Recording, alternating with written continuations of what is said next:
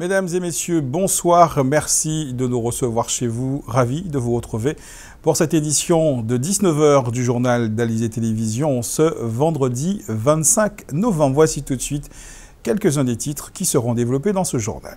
Incidents, accidents ou erreurs médicales ne sont pas à exclure lors d'un séjour à l'hôpital. Usagers et professionnels de santé se penchent sur la sécurité des malades pour éviter les événements regrettables. Les femmes de Guadeloupe payent un lourd tribut à la violence de leurs hommes. De plus en plus, elles rompent le silence et ne cachent plus leurs mots. Maryse Firmo et John Schillingford partagent leur art pendant 2 semaines au Fort Fleur d'Épée. Poésie, musique et peinture s'entremêlent. Le journal Roni Nabal. Un colloque sur les événements indésirables associés aux soins s'est tenu aujourd'hui au complexe World Trade Center à Jarry, à Bémao. Un rendez-vous initié par l'Agence régionale de santé dans le cadre de la semaine de la sécurité des patients en Guadeloupe.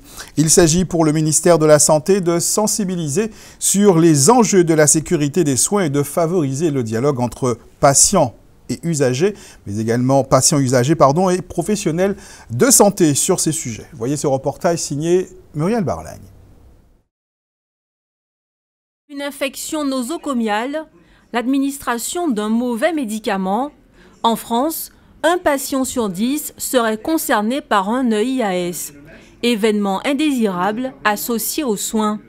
Il s'agit d'un incident d'une gravité variable qui peut ou a entraîné un préjudice pour le patient et que l'on ne souhaite pas voir se reproduire. Il peut être lié à l'organisation même de l'établissement de santé. Depuis quelques années, ces événements doivent faire l'objet d'une déclaration. On s'y intéresse, je dirais, depuis longtemps, puisque c'est la loi de 2002 qui a rendu obligatoire la déclaration. Et donc cette loi de 2002, elle stipulait 2 choses. D'une part, qu'il fallait déclarer ces événements. Pourquoi les déclarer ? Bien évidemment pour en analyser les causes. Une fois qu'on en a analysé les causes, c'est y remédier, y pallier pour que ces événements ne se reproduisent pas. Donc il y avait un certain nombre de choses qui étaient dites à ce propos-là, notamment une charte de non-punition, puisqu'il faut promouvoir la culture positive de l'erreur, c'est-à-dire que nous sommes tous faillibles, le système est faillible, mais il faut en comprendre le fonctionnement pour bien évidemment y remédier et que cela ne se produise plus. Le risque zéro n'existe pas, mais il est possible de réduire le nombre d'événements indésirables associés aux soins pour le rendre acceptable. Encore faut-il que les professionnels de santé acceptent de jouer le jeu. Les établissements de santé ont l'obligation de les former à la qualité et à la sécurité des patients, mais la culture du signalement des EIAS n'est pas encore acquise. On craint de faire de la délation alors qu'il s'agit de repérer pour mieux agir. On va distinguer 2 choses. On va distinguer le signalement interne à un établissement de santé, et le signalement externe. Externe, c'est-à-dire un signalement qui va aller vers les autorités, vers les tutelles, en l'occurrence l'ARS et le ministère, et l'antenne régionale bien entendu. Alors, en signalement interne, on va tout signaler. Les professionnels de santé doivent tout signaler, quel que soit l'événement dont ils ont la connaissance. Et puis, bien entendu, dans chaque établissement, on a identifié un responsable du signalement, en particulier pour le risque infectieux, un responsable du signalement identifié par le directeur qui a envoyé le nom de cette personne à l'ARS et au niveau de l'antenne régionale. Et c'est cette personne qui, en âme et conscience, doit décider est-ce qu'il en fait un signalement externe de cet événement. Bientôt, un portail sera disponible en ligne. Il permettra aux professionnels, mais aussi aux patients, de faire un signalement. Tout incident pourra être répertorié, même celui qui est resté sans effet. C'est aujourd'hui la journée internationale pour l'élimination de la violence à l'égard des femmes. La date du 25 novembre a été retenue par l'Assemblée générale de l'ONU en hommage aux 3 sœurs Mirabal brutalement assassinées le 25 novembre 1960. Nous sommes en République dominicaine et c'est donc suite aux commémorations annuelles de l'assassinat de ces 3 militantes par le régime dictatorial de l'époque que l'Organisation mondiale décide de faire du 25 novembre une journée pour dénoncer toutes les formes de violence faites aux femmes. En Guadeloupe, depuis maintenant 6 ans, la Caisse d'allocation familiale et l'association La Puce à l'oreille organisent un rendez-vous intitulé « Joulassa, c'est en nous », une journée ouverte aux femmes pour les informer, mais aussi accompagner certaines elles-mêmes victimes de violences dans leur réinsertion sociale et professionnelle. Voyez ce reportage signé Joël Saint-Sidi. Le domaine de Vonge tout entier dédié à la lutte contre les violences faites aux femmes. Sur le site, des associations, des institutions, des psychologues, les services judiciaires, bref, tout ce qui se fait en matière de protection et de sensibilisation aux droits des femmes. Il faut dire que le sujet n'est pas banal. Il constitue un axe fort des missions de la CAF, tête de pont de l'opération. Dans cet exercice, il s'agissait d'informer et d'offrir des modes opératoires aux femmes qui en ont besoin. Nous avons des travailleurs sociaux qui sont connus avec des numéros de téléphone et des adresses. Et à partir de ce moment-là, le rapport singulier se met en place. On n'est pas dans l'anonymat, il faut d'abord être allocataire. Et si vous voulez, après, on oriente justement nos allocataires vers les services concernés pour justement soit porter plainte, soit se faire accompagner. Dans l'assistance, beaucoup de femmes venues s'informer, mais aussi témoigner par leur présence de leur opposition aux violences que subit le sexe dit faible. C'est dommage que ça existe, ça ne devrait pas, mais après, les femmes doivent avoir le courage, elles doivent chercher en elles pour pouvoir justement oser parler et puis arrêter cette forme de violence justement. Les violences faites aux femmes, considérées aujourd'hui comme un vrai fléau social qu'il faut absolument combattre. Un combat, une lutte qui commence par l'information. Il y a plein de choses dont on n'est pas au courant et justement qu'on peut apprendre tous les jours, on découvre et puis on peut partager ces informations. L'information pour briser la loi du silence. Le non-dit, en effet, constitue un véritable obstacle à la lutte contre les violences dont sont victimes les femmes. C'est quelque chose qui existe depuis toujours, ça, que la femme n'a pas le droit d'exprimer et la femme n'avait pas son identité propre. Son mari avait le compte bancaire, n'avait pas droit au vote, etc. Donc nous sommes formatés à cela. Donc, et nous sommes aussi formatés à ce que les parents, et notamment les mères parfois disent « tais-toi, je l'ai vécu ». Toi aussi, tu dois le vivre. Eh bien non. Maintenant, nous sommes dans une société, dans une avancée où les femmes disent « nous sommes l'égale de l'homme et nous avons aussi le droit de nous exprimer. Nous ne voulons pas vivre cette violence-là. » Oui, il est important que nous puissions sortir du non-dit et que les femmes puissent libérer la parole, puissent exprimer cette souffrance parce que on ne peut pas rester dans la honte. La honte d'avoir choisi quelqu'un qui nous fait violence. Eh bien non, nous n'avons pas choisi quelqu'un qui nous fait violence, nous avons choisi, la femme a choisi un homme qu'elle aime. Maintenant, s'il fait violence, il n'est peut-être pas celui qu'il faut. Nous n'avons pas le droit de rester dans le silence parce que maman aussi, elle a vécu cela. Non, aujourd'hui, la femme peut dire, moi, je ne désire pas cette relation-là. Il faut sortir de cette violence et sortir de la violence, c'est en parler. Une journée de sensibilisation pour aborder un sujet grave qui a su éviter le piège du pathétique et de la morosité grâce à des espaces de détente et une prestation humoristique, histoire de montrer qu'il y a toujours un moyen de s'en sortir, même quand tout ne tourne pas rond.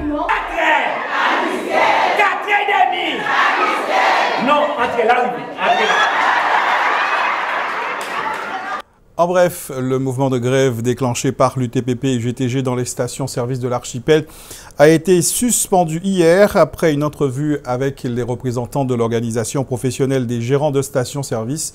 Une date de rencontre a été fixée pour débuter les négociations annuelles obligatoires dans la branche.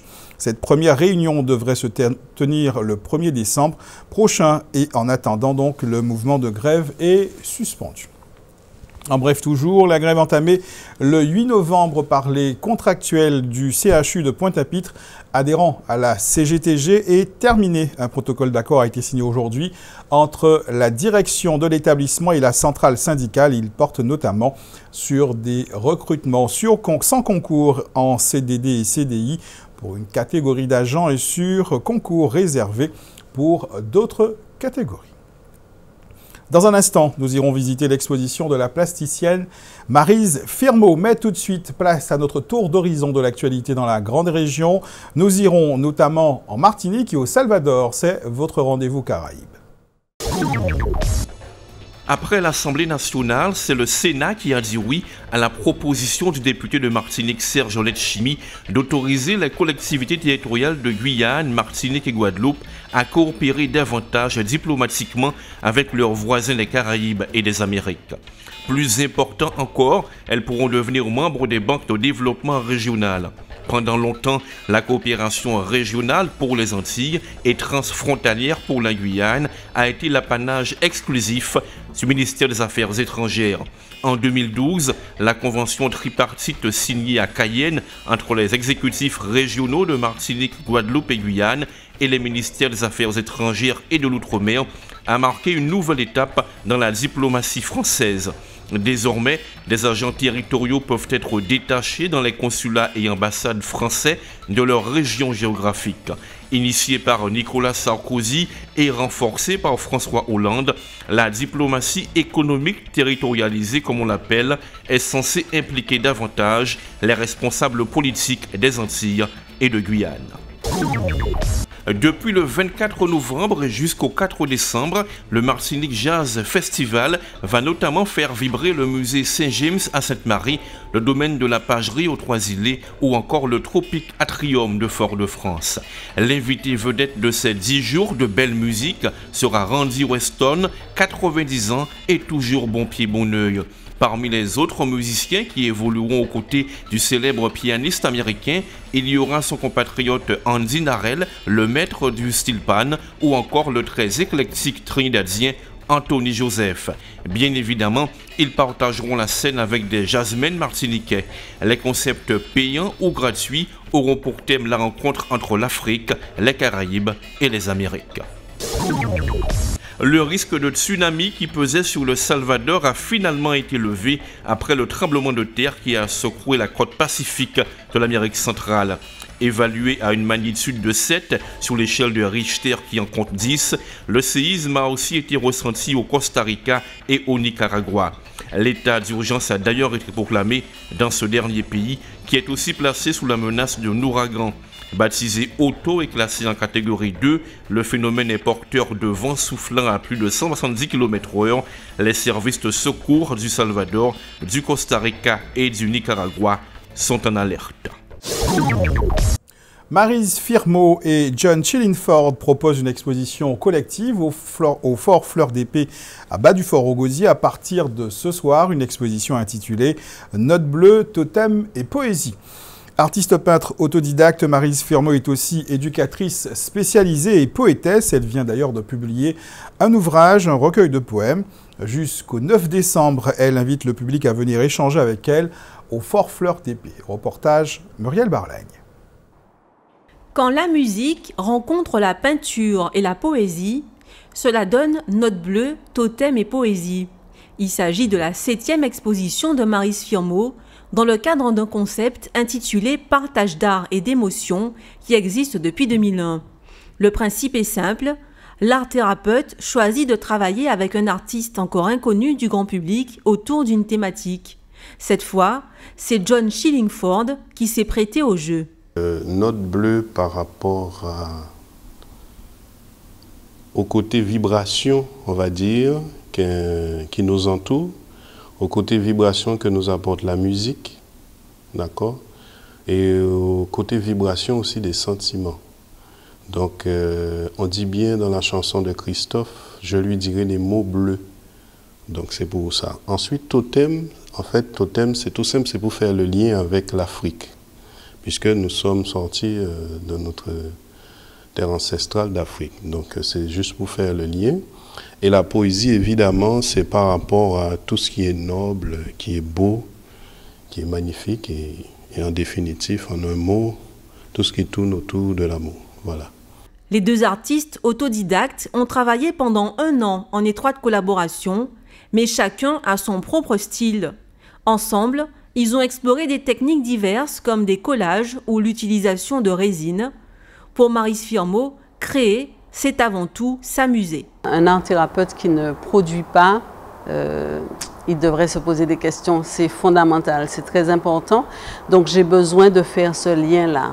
Chez nous, on dit lionnage et ce mot est magnifique parce qu'il montre bien combien il est important de garder ce lien-là entre soi, cet enfant intérieur dont on parle souvent, cette sensibilité qu'on a en nous pour nous faire du bien et pour être bien avec l'autre. On parle beaucoup de mieux vivre ensemble, on parle beaucoup de situations qui nous posent problème dans notre pays, mais on est interpellé par cela, mais il faut que chacun agisse sur lui et se fasse du bien. Et c'est ce travail-là que je veux montrer cette fois.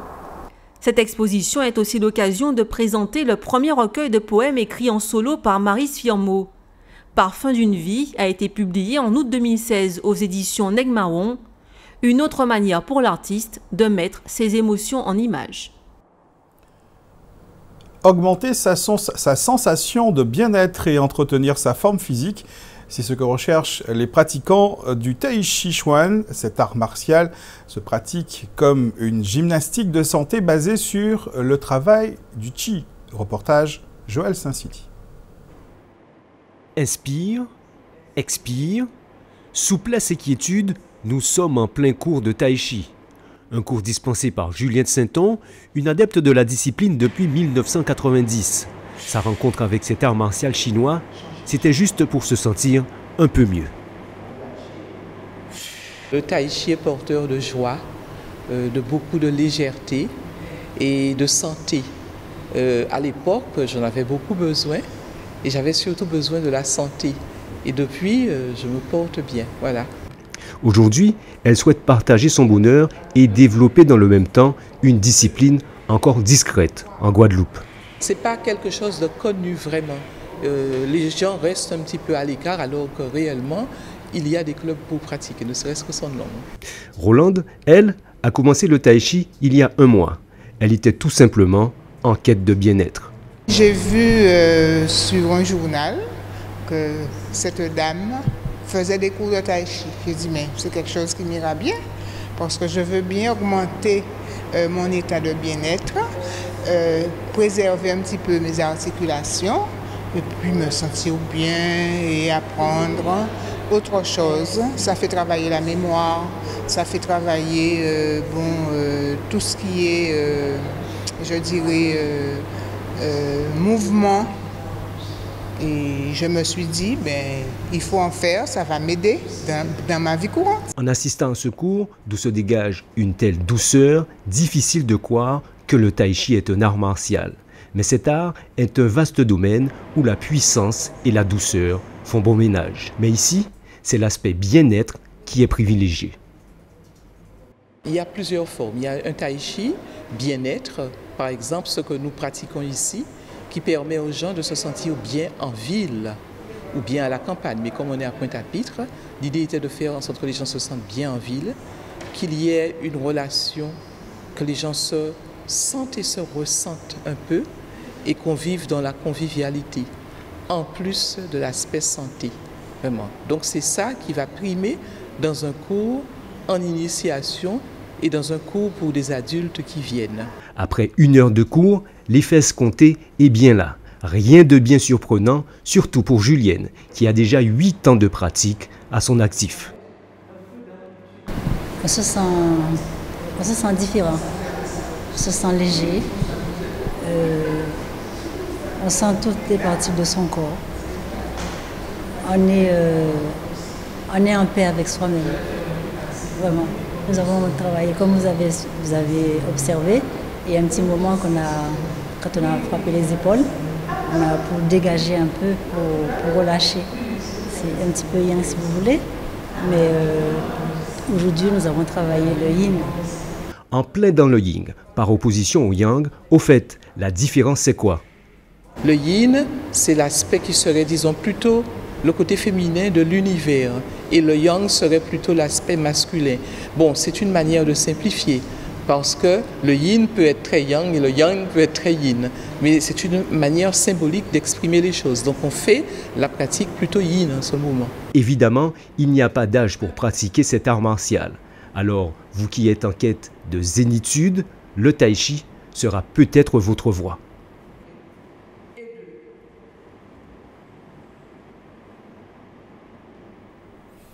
On termine avec ces informations pratiques concernant les coupures d'eau pour demain. Sachez que les habitants de Capes-Serbello et des communes des Saintes seront privés d'eau potable entre 22h ce soir et 6h demain matin.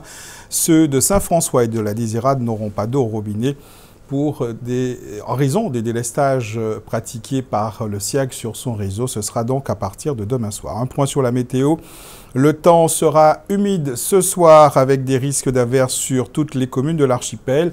Demain, samedi, les choses ne devraient pas s'arranger avec, au contraire, un renforcement des averses et ne comptez pas trop sur la journée de dimanche pour vous rattraper. Côté qualité de l'air, nous serons à nouveau dans le vert avec un indice Atmo de 3, annoncé par Guader.